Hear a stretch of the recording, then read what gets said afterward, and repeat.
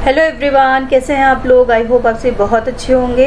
और आज के इस वीडियो में हम फिर से कुछ क्वेश्चंस देखेंगे, 20 to 25 क्वेश्चंस देखेंगे, जो कि हमारा एक नया सीरीज़ चला है लिटरेरी टर्म्स का, जिसमें कि हम क्या कर रहे हैं, जिसमें कि हम 100+ क्वेश्चंस कर रहे हैं। सो अभी तक हमने 15 क्वेश्चंस कवर कर लिए हैं, यहाँ तक मैंने आपको बता दिया था डिस्टोपिया तक। इसके बाद हम आज 16 क्वेश्चन से स्टार्ट करेंगे।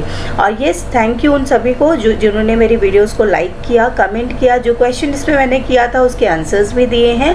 Thanks a lot for this. And let's start the question number 16।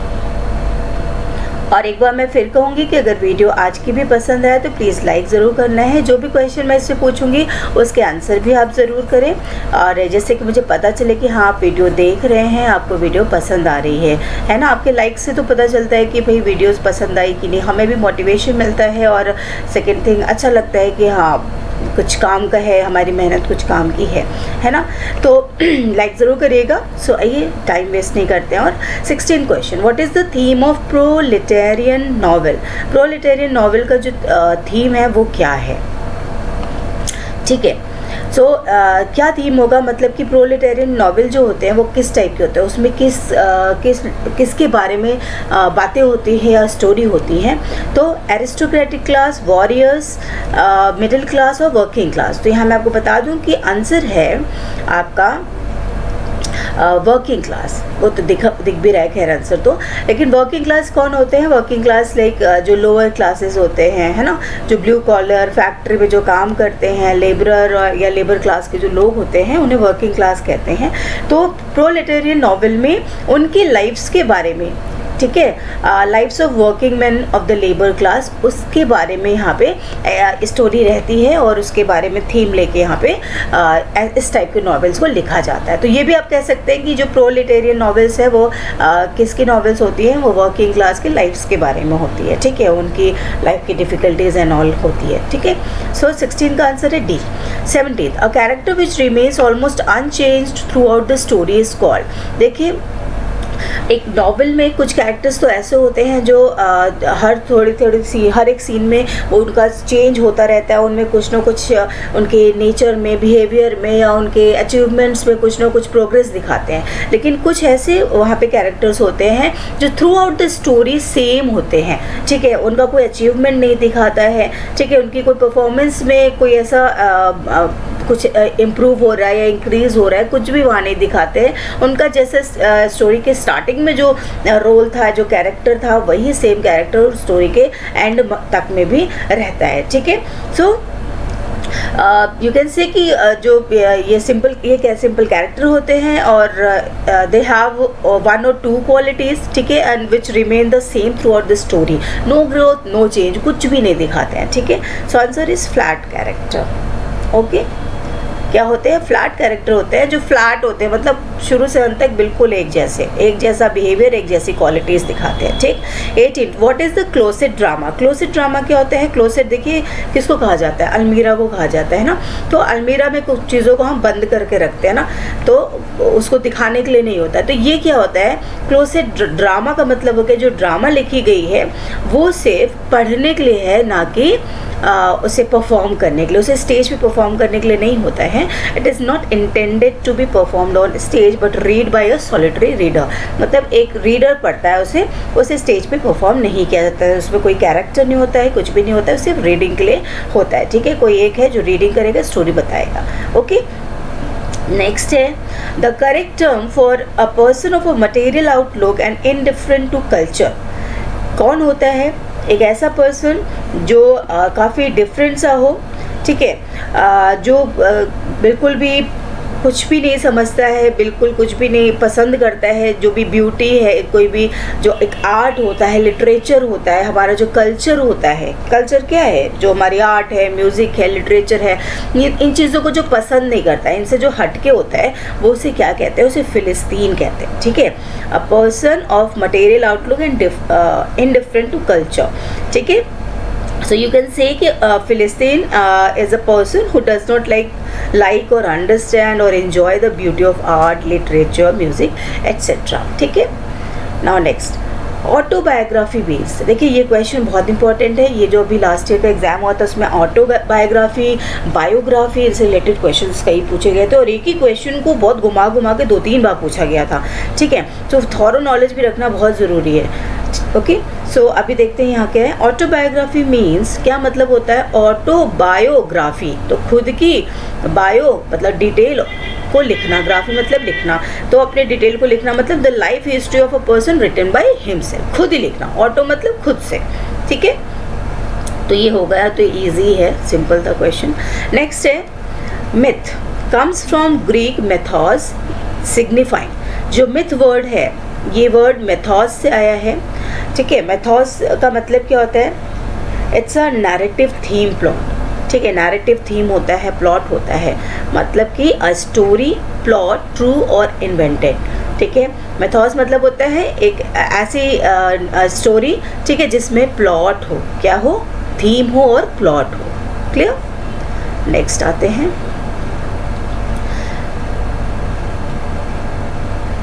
डेनुमा, this is called डेनुमा, है ना, मेंट है but this is called डेनुमा।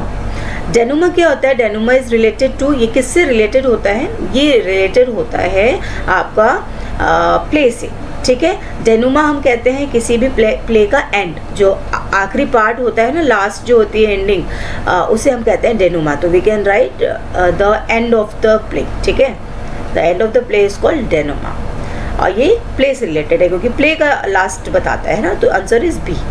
Next है एन एक्लॉग, अच्छा ये एक्लॉग क्या होता है, एक्लॉग होता है a short pastoral poem. Pastoral poem आपको पता है ना, पेस्टोरल पोएम वही होता है जिसमें हम किसी को याद करते हैं, नहीं किसी को, मतलब कोई गांव का कोई देहाती हम वो सीन दिखाते हैं, उसके बारे में बताते हैं किसी वहाँ के, हाँ। और जैसे कि पेस्टोरल एलजी आपने पढ़ा होगा, ठीक है, लिसिडस है, तो उसमें क्या दिखाते हैं कि एक वो अपने फ्रेंड को एक गांव का आदमी चरवाहा या इस तरीके से इमेजिन करके उसके लिए वो लिखता है पूरा एलजी, है ना। तो इस तरीके से जब हम किसी गांव के सीन को इमेजिन करते हैं और उसके लिए लिखते हैं कोई भी पोएम, तो उसे कहते हैं पेस्टोरल, ठीक है। देहाती या गांव का, या फिर एक आप कह सकते हैं चरवाहा, जिसमें हम बताते हैं अपने दोस्त को या जिसके बारे में बताना चाहते हैं, उसमें उसे शो करते हैं, तो ठीक है, उसे कहते हैं आप पेस्टोरल, उसे एक्लॉग भी कहते हैं, ध्यान में रखना है आपको। इसी तरीके से एक और है एपिलॉग। एपिलॉग होता है जिसे क्या कहते हैं, एक ऐसा शॉर्ट सेक्शन है, short chapter that comes after the conclusion. Epilogue भी एक वर्ड है, मैं यही बता देती हूँ, थोड़ा एक जैसा है इसलिए। एपिलॉग होता है जो कि एक शॉर्ट स्टोरी होती है, जो कि किसी भी जो भी ड्रामा या कोई भी स्टोरी ख़त्म होती है, कोई भी सीन ख़त्म होता है पूरा लास्ट का, तो उसको एज अ कंक्लूजन हम छोटा सा दिखा देते हैं। जैसे आप मूवीज़ भी देखते होंगे तो उसमें कभी कभी लास्ट में दिखा देते हैं ना कि लास्ट में कैरेक्टर्स के साथ क्या हुआ, मेन स्टोरी एंड हो जाती है, उसके बाद लास्ट में दिखाते हैं ये इससे मिल गए, उसकी शादी उससे हो गई, शॉर्ट में दिखा देते हैं, तो वो एक क्या होता है, वो एपिलॉग होता है, ठीक है। और एक्लॉग क्या होता है, एक पेस्टोरल पोएम होता है, ठीक है, अ शॉर्ट पेस्टोरल डायलॉग है, पोएम, ओके। नेक्स्ट आते हैं 23 वर्ड, यहाँ आएंगे 24। A sudden and ridiculous descent from the exalted to the common place and ordinary, especially when a writer striving for the noble or pathetic achieves the ludicrous is best expressed by the term। ये क्या है, ये पूरा meaning क्या दे रहा है, मैं आपको पूरा एक साथ बता देती हूँ। इसमें क्या है, इसका आंसर पहले आप समझ लीजिए कि इसका आंसर है बेथोस। अभी मैंने आपको कुछ बताया था बेथोस के बारे में कि नहीं, मैंने शायद आपको मेथोस के बारे में बताया था, हाँ मेथोस के बारे में बताया था। अब देखिए बेथोस भी समझ लेते हैं। बेथोस का मीनिंग क्या होता है कि कोई एक सडन चेंज, क्या होता है, एक सडन चेंज किसमें, एक सीरियस सब्जेक्ट में, सीरियस फीलिंग में, ठीक है, और जो कि बहुत ही रिडिक्यूलस या अनइम्पॉर्टेंट सा चेंज दिखाता है। क्या होता है, एक सडन चेंज शो करेगा जो कि बहुत ही बकवास होता है, बहुत ही रिडिकुलस सा होता है, मजाकिया सा हो जाता है और अनइम्पॉर्टेंट सा होता है, जो कि दिखाना कोई ज़रूरी नहीं होता है, ठीक है, सीन में। Like a sudden and ridiculous descent from the exalted to the common place and ordinary, ठीक है, specially when a writer striving from the noble or pathetic achieves the ludicrous. तो ये पूरा का पूरा मीनिंग यहाँ पे क्या आपका जा रहा है कि कुछ ऐसा चेंज दिखाता जब स्टोरी में दिखाई जाती है जो कि किसी सीरियस सब्जेक्ट से अचानक वो क्या होता है, एकदम सीरियस चल रहा है और सीन कुछ और एक्सपेक्टेड है लेकिन एकदम रिडिकुलस सा रिजल्ट दे देता है, कुछ और ही दिखा देता है ना। होना कुछ चाहिए था बट उनकी तरफ से कुछ अजीब सा ही अनइम्पॉर्टेंट सा शो कर देता है ना, तो उसे पैथोस कहते हैं। ठीक है, answer is b. Next is catharsis. Catharsis very important, ये क्वेश्चन कई बार एग्जाम में आया हुआ है। और कैथारसिस का मतलब क्या होता है? कैथारसिस का मतलब होता है पहली बात कि रिलेटेड किससे होता है? It is related to tragedy. और अभी मैंने ऊपर वाले नेक्स्ट जो इसके पहले वाली वीडियो थी उसमें भी पूरा एक्सप्लेन किया था कि जो कैथारसिस होता है वो परगेशन होता है। क्या होता है? परगेशन होता है। ठीक है, catharsis means it's a purgation. Purgation क्या होता है? परगेशन होता है कि हमारा एक तरह से क्या कहते हैं उसे, शोक मुक्त होना, या जो हमें जो हमारी जो प्रॉब्लम है उससे हम निकल जाते हैं। ठीक है, जैसे कि मुझे वर्ड नहीं याद आ रहा है परगेशन को, इसका ये जो है ट्रेजेडी में होता है। ठीक है, जैसे कि बहुत ज़्यादा कोई वो हो गया है, क्या होता है कि हम समटाइम्स मूवी देखते हैं तो कुछ ऐसे सीन आते हैं जो कि हमें रुला देते हैं ना, हम रो देते हैं जिन सीन्स को देख के। तो जब हम रो देते हैं ना तो वही परगेशन है हमारा, वही नॉवेल या जो भी ड्रामा है या जो भी चीज़ें आ रही हैं उसका परगेशन ये था कि हम उस सीन में रोएं, उसके साथ इमोशनली अटैच हो जाए। तो जो वो वहाँ पे जो रिक्वायरमेंट थी, परगेशन की रिक्वायरमेंट थी, वो वहाँ पे निकल जाती है, हमें वैसा फील होने लगता है। ठीक है, हम कनेक्टेड हो जाते हैं उस ट्रेजेडी के साथ, उसे कहते हैं कैथारसिस। ठीक है, इसको प्यूरिफिकेशन भी कहा जाता है। ठीक है, प्यूरिफिकेशन किस लिए? कि हमें दुख होता है तो हम क्या करते हैं? क्राई करते हैं, और क्राई करने के बाद हमें कैसा लगता है? हल्का फील होता है। ठीक है, तो वो वहीं पे प्यूरिफिकेशन होता है कि हमें दुख हो और हमने वहाँ पे रो लिया, वो हमारा क्या हो गया? परगेशन हो गया। ठीक है, उसे कहते हैं catharsis. Right now chorus. Chorus क्या होता है? यस, कोरस क्या होता है? Is a group of singers in drama. जो ग्रुप में सिंगर्स गाना गाते हैं उसे कोरस कहते हैं। ठीक है, नेक्स्ट है comic relief implies. Comic relief का मतलब क्या होता है? इसका मतलब होता है short humorous episode interrupting a tragedy. देखिए, जो कोई भी ट्रेजेडी होती है, बहुत सीरियस सीन चलता है, तो देखिए आजकल की मूवी में भी क्या शुरू से ही है, काफ़ी सीरियस सीन चलता है, उसमें कुछ कॉमेडियन भी बीच में डाल देते हैं जो उनकी छोटी छोटी अपनी भी स्टोरी चलती रहती है उसमें, जो कि हमें उसमें ह्यूमर क्रिएट करता है, हमें हंसी आ जाती है, हमारा मूड थोड़ा फ्रेश हो जाता है। नहीं तो बहुत ज़्यादा टेंशन में देखते हैं हम एकदम कि अब क्या होने वाला है, अब क्या होने वाला है। तो उस चीज़ को थोड़ा सा ब्रेक करने के लिए, एक रिलीफ देने के लिए क्या करते हैं, क्या डालते हैं? ह्यूमरस, शॉर्ट ह्यूमरस एपिसोड उसमें डाल देते हैं, जिसे क्या कहा जाता है? Comic relief. Okay, next beat writers. Beat writers क्या होता है? बीट राइटर्स एक लिटरेरी स्टार्स थे जो कि किस टाइम में रहे हैं? 1950s से 1960s के बीच में रहे हैं। ठीक है, ये एक तरह से बीट जनरेशन भी इन्हें कहा जाता है। ठीक है, इस टाइम पीरियड को बीट जनरेशन भी कहा जाता है। ओके, इन्होंने एक लिटरेरी मूवमेंट चलाया था। ठीक है, और जिसमें कि इन लोगों ने अपने काफ़ी वर्क भी इन लोगों के काफ़ी एक्सप्लोर हुए थे, काफ़ी इन्फ्लुएंस हुए थे, अमेरिकन कल्चर को इन्फ्लुएंस किया था, कल्चर एंड पॉलिटिक्स को इन्फ्लुएंस हुए थे। सो ये जो है वो 1950 से स्टार्ट हुआ था, 1960 तक था। तो यहाँ पूछ रहा है बीट राइटर्स रोट इन कब लिखना शुरू किए थे? तो भाई जो फर्स्ट ईयर है वही हम बताएंगे, 1950। ठीक है, so correct answer is 1950। What is a soliloquy? Soliloquy क्या होता है? एक ऐसी स्पीच होती है, एक प्ले में ऐसी स्पीच होती है जो एक कैरेक्टर कोई है वो अकेला ही वहाँ स्टेज पे परफॉर्म करता है, बोलता है। ठीक है, वो अपने थॉट्स को वहाँ पे अकेले ही वहाँ पे बोलता है। राइट, जैसे हैमलेट में हमने देखा था, हैमलेट में एक सीन आया था जब हैमलेट खुद से ही बात कर रहा होता है और उससे वो स्टेज पे बोलता है। क्या बोलता है? एक फेमस उसका सोलिलोक्वी है, टू बी और नॉट टू बी, कि मैं करूं कि ना करूं। ठीक है, होता है ना कि अपने पापा की डेथ का उसे बदला लेना था, अपने जो भी है सो कॉल्ड चाचा जी और अंकल, तो उनसे लेना था। तो वो डिसाइड कर रहा था, सोच रहा था, एनालिसिस कर रहा था, खुद से बातें कर रहा था कि मैं ये करूँ कि ना करूँ, ऐसा मुझे करना चाहिए कि नहीं करना चाहिए, कि क्या करना चाहिए, वो सारी चीज़ों को वो सोच रहा था। तो ये होता क्या है इसमें, an actor secret thought uttered allowed, ठीक है। उसमें लाउडली बोलते हैं लेकिन अकेले बोलते हैं, सिर्फ अकेला वो बात करता है, वो खुद से बातें करता है, ठीक है। Now persona, tone and voice reflect in recent criticism. क्या है persona, tone and voice reflect in recent criticism. ये तीनों जो चीज़ें हैं वो क्या शो करती हैं, ठीक है।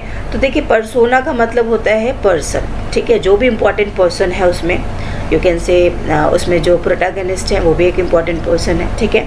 टोन जो है जानते हैं टोन कैसी एक क्या होती है, वॉइस क्या होती है वो भी आप जानते हैं, लेकिन ये जो चीज़ें हैं वो कैसी होनी चाहिए या कितने टाइप की होती हैं, ठीक है, वो बताता है। The tendency to highlight characterisation, मतलब इसकी कैरेक्टराइजेशन बताता है, ठीक है। लाइक अगर पर्सोना भी है तो वो कैसा है, उसका वो ओपिनियटेड है, ठीक है, या लॉजिकल है या फिर इमोशनल है, वो कैसा है, इसकी क्या है कैरेक्टराइजेशन है, ऐसे कैरेक्टराइज किया गया कि पर्सोना जो है वो है तो कैसा है, ठीक है। ये तीन या और भी टाइप्स के हो सकते हैं। टोन कैसी होनी चाहिए, कैसा है। अब जो भी नॉवेल हम देख रहे हैं उसमें टोन एरोगेंट है या पेडांटिक है या आप कह सकते हैं रेसिस्ट है, कैसा है, कॉन्फिडेंट है, कैसा है उसका टोन उसमें, ठीक। उसके अलावा अगर हम बात करें वॉइस की, तो वॉइस क्या हो सकती है, वॉइस हमारी उसकी कोल्ड हो सकती है, एनर्जेटिक हो सकती है, ठीक है, पोलाइट हो सकती है, कामिंग हो सकती है ना। बहुत तरह के हम उसमें देख सकते हैं कैरेक्टराइजेशन, या फिर आप कह सकते हैं सटारिकल टोन है, उसमें किसी का मजाक उड़ाया गया है। तो ये सब क्रिटिसिज्म जो है ये सारी चीज़ों को देखते हैं, उसको कैरेक्टराइज करते हैं, टेंडेंसी होती है इन सब चीज़ों को कैरेक्टराइज करने की किसी भी क्रिटिसिज्म में, ठीक है। रीसेंट क्रिटिसिज्म में ये टेंडेंसी होती है कि हाईलाइट किए जाते हैं इन सब की जो भी जो भी पार्ट्स हैं आप कह लो, ठीक है, इनकी कैरेक्टराइजेशन होती है। आई होप समझ में आ गया होगा, ठीक है, कि इन सभी चीज़ों की कैरेक्टराइजेशन क्रिटिसिज्म में देखी जाती है, क्रिटिसाइज़ करने के लिए देखी जाती है, और क्या क्या इसके कैरेक्टराइजेशन हो सकते हैं वो मैंने आपको बता दिए। ओके, तो आंसर यहाँ पे हमारा 30 है, और सॉरी ए है। और अब हम 30 के बाद 31 पे आ जाते हैं। 31, he resembles the animal that browse thistles is an example of. अच्छा, ऐसा करते हैं, आज टाइम तो हमारा हो ही गया है ना। तो अब आगे की वीडियो नेक्स्ट क्लास में स्टार्ट करते हैं। अभी हमने 30 क्वेश्चंस कर लिए, 15 पहले हो चुके थे, 15 आज हो गए हैं। इसके आगे कोशिश करूँगी कि और जल्दी क्वेश्चंस करा पाऊँ, टाइम भी हो गया है।